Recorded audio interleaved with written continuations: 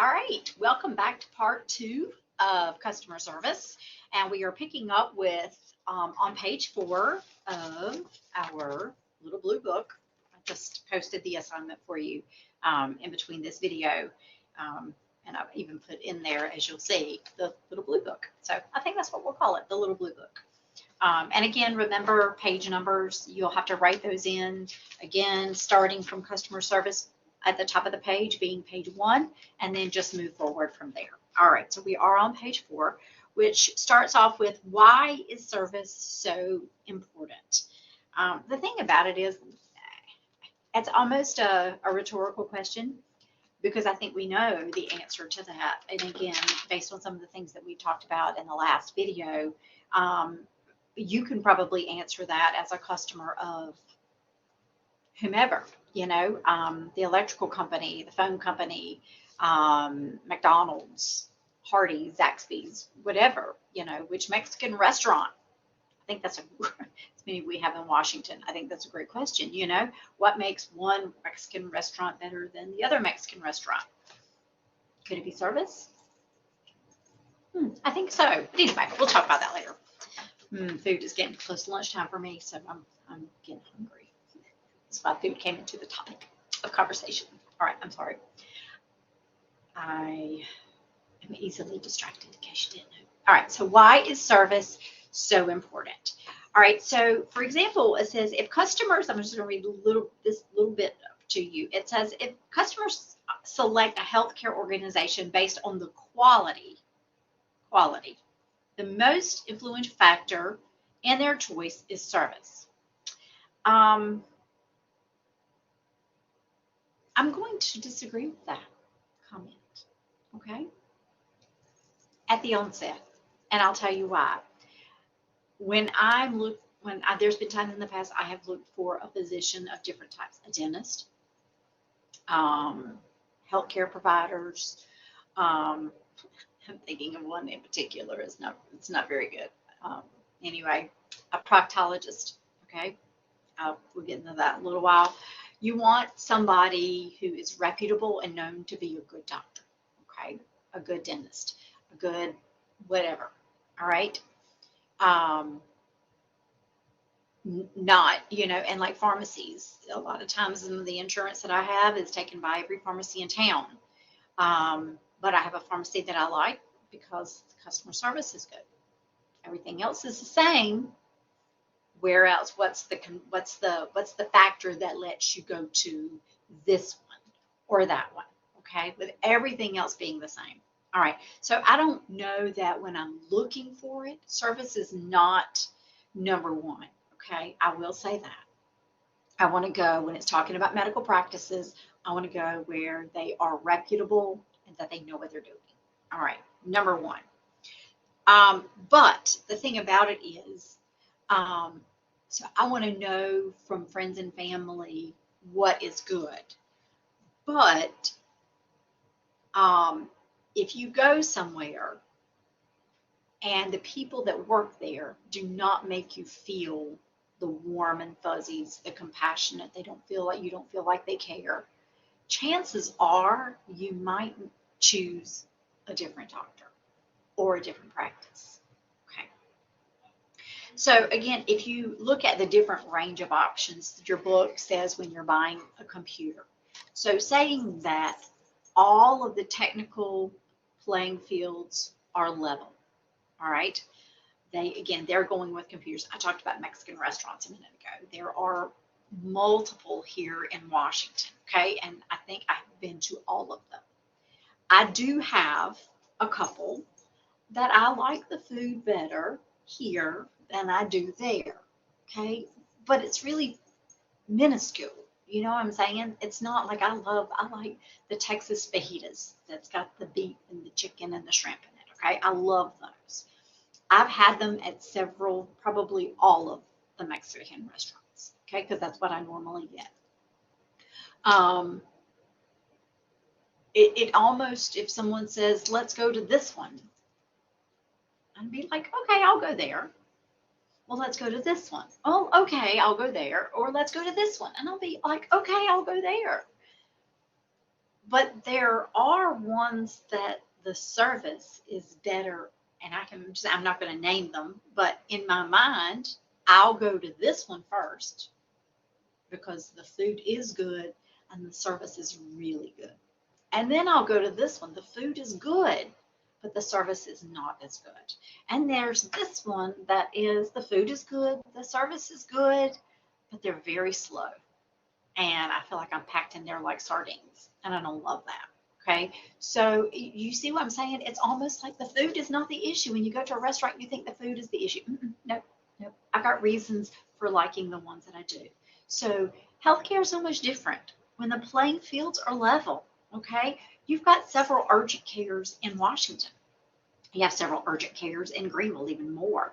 So what makes you want to go to this one instead of that one if your insurance is accepted by both, or you don't have insurance at all, and let's say they're the same price, what sends you to one over the other? It's probably going to be service, okay? How quickly they can see you or anything like that. But I thought it was really interesting. Typically, healthcare consumers cite or say that service problems are very high among their reasons for switching from one healthcare provider to another. Problems such as, I think this is where you come in, because we've talked a lot about healthcare providers, and you are not a provider, okay? You work with providers, but you're not on the clinical side, so you're not really providing services, clinical services to patients, all right? But such as an unsupportive staff behavior. That's you. Coldness, impatience, annoyance. You ever gone to a doctor's office and you felt like they made you feel like you were an annoyance, that you were troubling them? Okay, that's what we're talking about. Service delays, okay? Making you wait when they might not really should necessarily be making you wait. Impersonal behavior. And problems, okay? Again, you medical billing and insurance people, problems with their bills, okay? And they call you and there's a problem with their bill. Or insensitive handling of financial questions. We always think about healthcare in relation to physicians and nurses and things like that. What about the office staff? That's who I'm talking to now.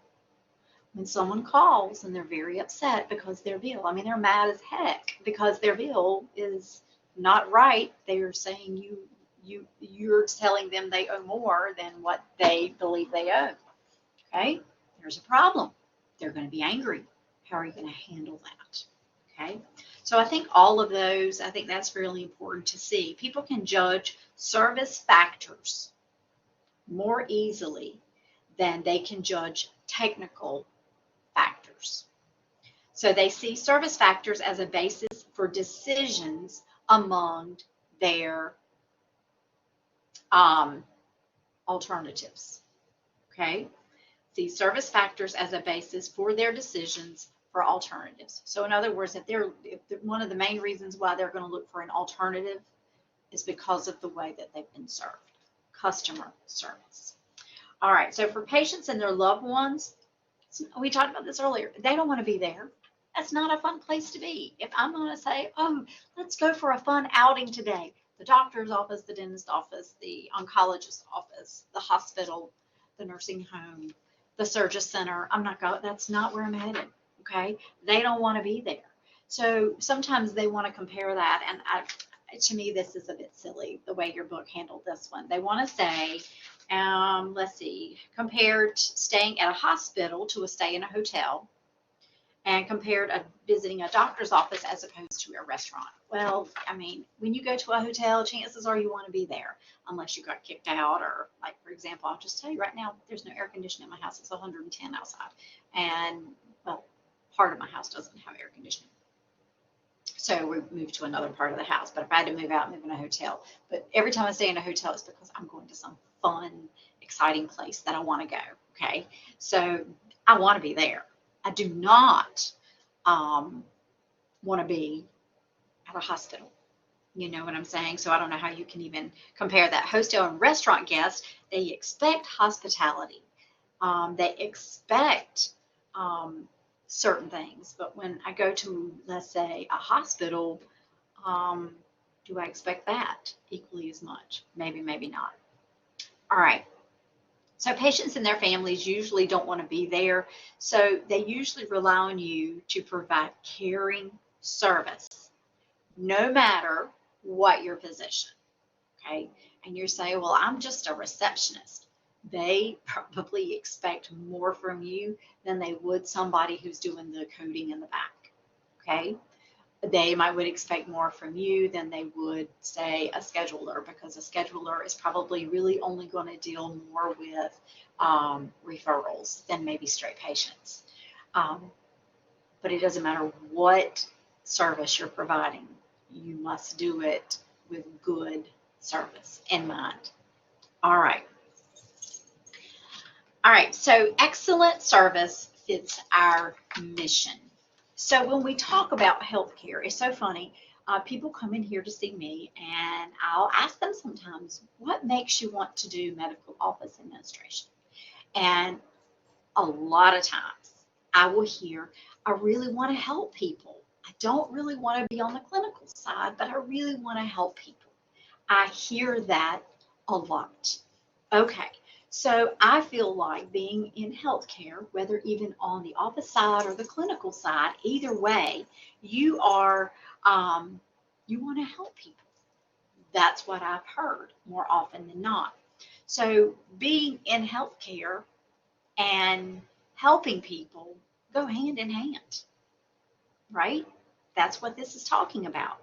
So it says here that people who need hospitals and healthcare are they're typically sick, right? They could be worried, yes. And sometimes they could even be downright distressed, anxious, angry. I've been in emergency room situations where after a car wreck, and it wasn't their fault, but yet their car is messed up and now they're in the emergency room receiving care. They're mad. So anger plays into that. All right. And you could be the person sitting at the registration desk in the emergency room at 3 o'clock in the morning when there's been a terrible accident. Somebody's been hit by a drunk driver, somebody driving high, or someone texting and driving. By the way, you shouldn't do that. Okay. And here they are because of your accident. Anger can play into it. All right. So for many understandable reasons, you run the risk of under-emphasizing the human aspects of care. I have that highlighted. I have it underlined. We never want to underemphasize the important aspects of human care. One human caring for another human in whatever aspect that we can. All right. So thing about it is they can be thinking, number one, am I well? Am I going to be okay? Is this going to be turn into something life-threatening? Can I get through this emotionally? Okay. If someone is told they have cancer, terminal cancer, that's emotional. And you're going to have to deal with that. Can I afford this? Boy, is that a question. And I don't know about you, but there's been times in my life when wondering how many days left to the next paycheck before these bills get paid. That causes stress, worry, anxiety, and anxiousness, and maybe probably a little mouthiness, because I'm all that stress going on. But again, I've got this one highlighted. I have it circled and starred twice. Excellent service is therapeutic. Think about that. Excellent service is therapeutic. That is why the textbook that I have chosen for this book, not the little yellow book, but the actual textbook, is called Therapeutic Communication. Therapeutic Communication. So I'm actually going to read this next paragraph to you. It's so good. I hope read along with me. All right. So for all the recent turmoil in healthcare, okay, medical professions, we've heard of it all. One fact remains: unmistakably clear. Medicine and healthcare must remain humanistic activities. Don't get caught up in the technology. Don't get caught up in, 3 or 4 patients an hour. Don't get caught up in, oh my gosh, I've got this stack of files that I've got to code for and bill for and blah, blah, blah. Yes, it's pressure. I understand that. But never forget the human side of it. No matter how much high technology, how many machines or microchips are involved in that diagnostic process, the backbone of healthcare is, and I love, love, love this, the laying on of hands.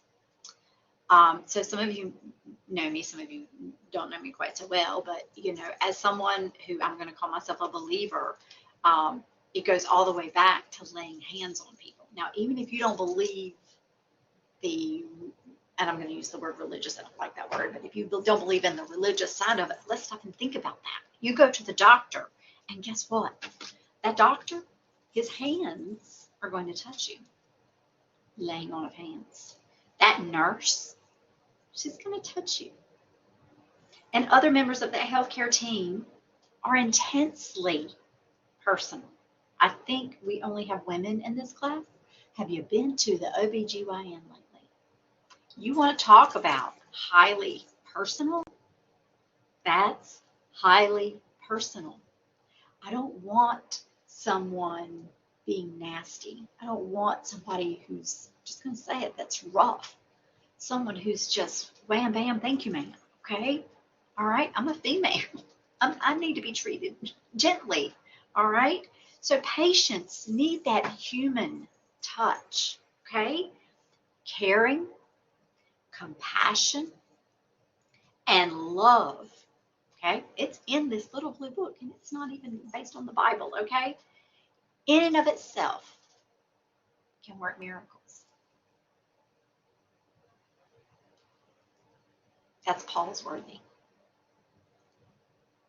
Human touch that cares, that has compassion, and that loves can, in and of itself, work miracles. Therapeutic. Okay? So even when technical and professional skills can do nothing, care, the human touch, compassion, and love, in and of itself, can be therapy. You can provide that. Now, as an office person, you might not be laying hands on that person, but you can lay hands on them with your care, with your compassion, that might make the difference and make it therapeutic, which is therapy, which makes you better. I hope you see the connection here, okay? Sometimes it says, the fact is, excellent service, the quality of caring and warmth and comfort, conveniences and personal attention offered by service-oriented caregivers can go a very, very, very long way in making both patients and staff feel human in our increasingly high-tech health care setting. That is you.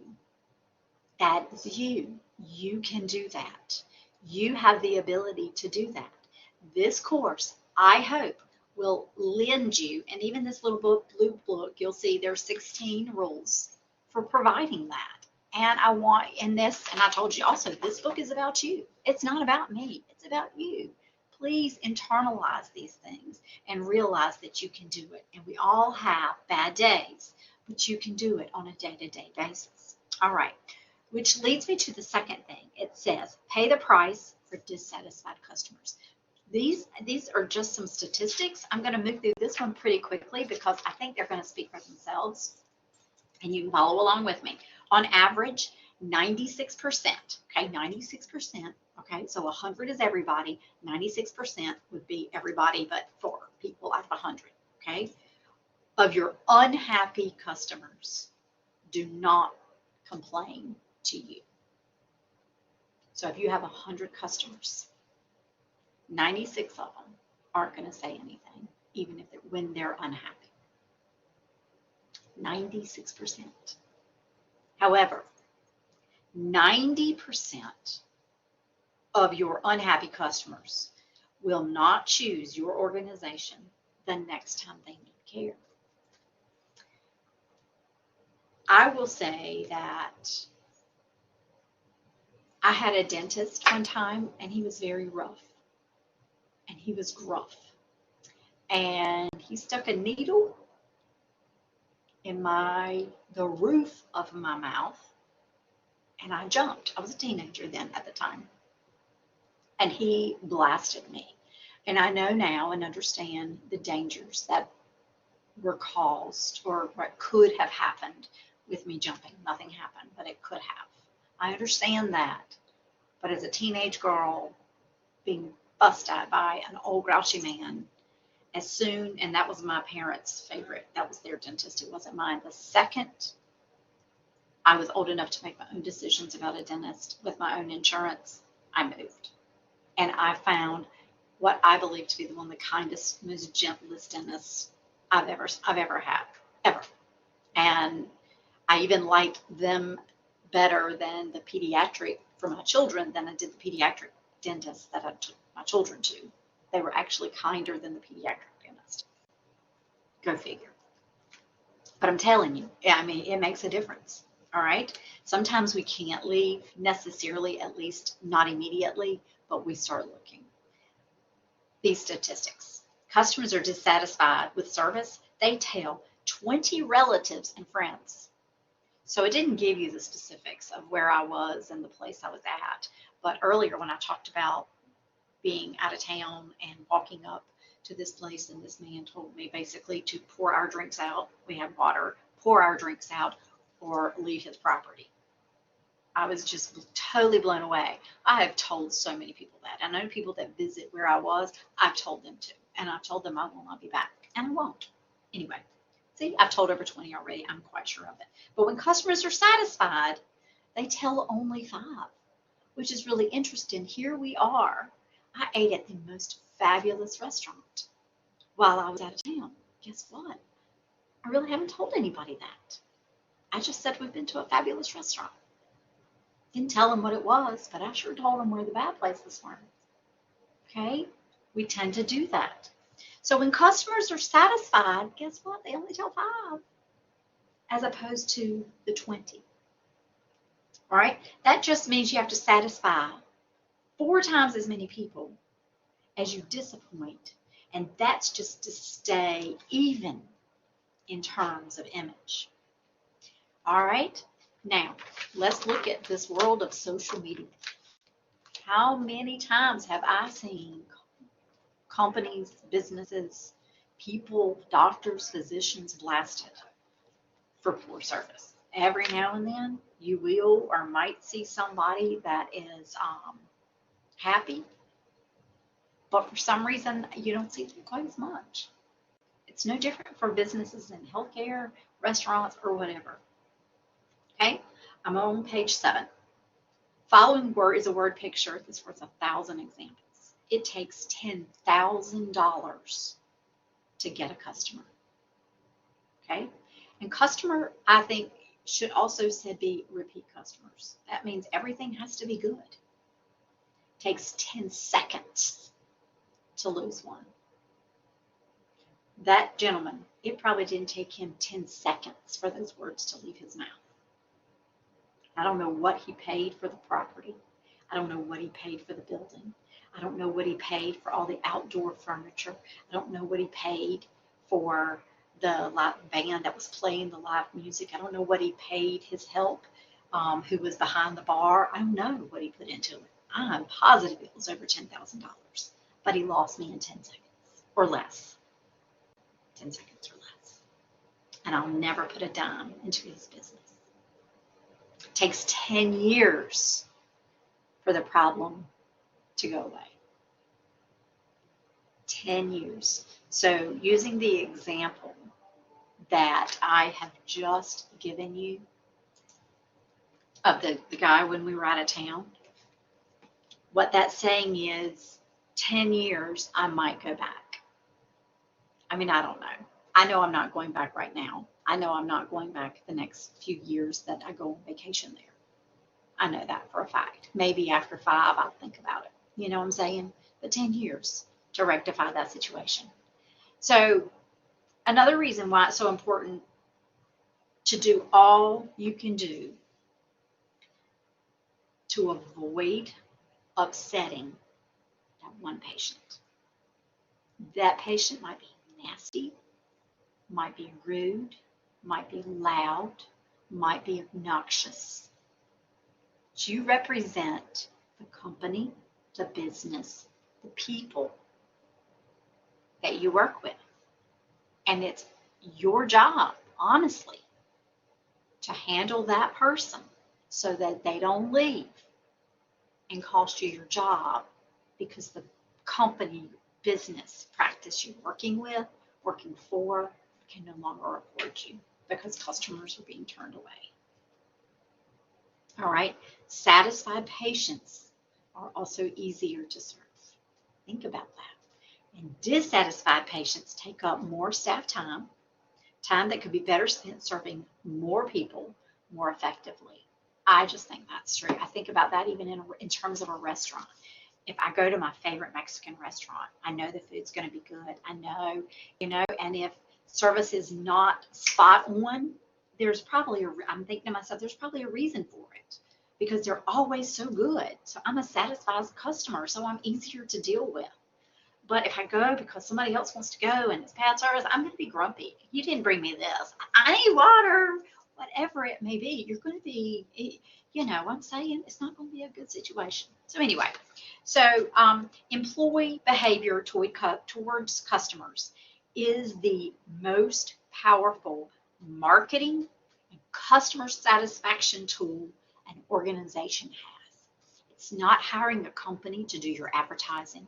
It's not putting your company name and doctor on a billboard so for everybody to see.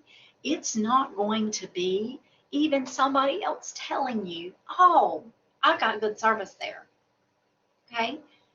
You want a company to grow, you make sure the employees are all providing good care for their customers.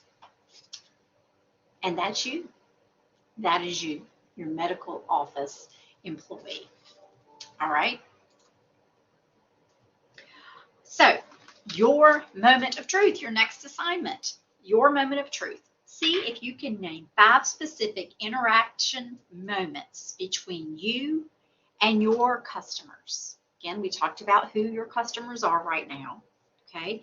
Interaction moments that have a great impact on your customers' satisfaction with your service, right? That is going to be your next assignment, and this is where I'm going to stop this video, all right? You can go to the assignment section folder and look for this assignment. You will do this in a Word document, and I would want you to type out the instructions, put the title up there, and then list 1, 2, 3, 4, 5. And if you wouldn't mind, please doing it in a well organized, clean fashion so that when I read it, my eyes don't go cross. All right, looking forward to reading all of your responses. All right, I will see you back in the next video.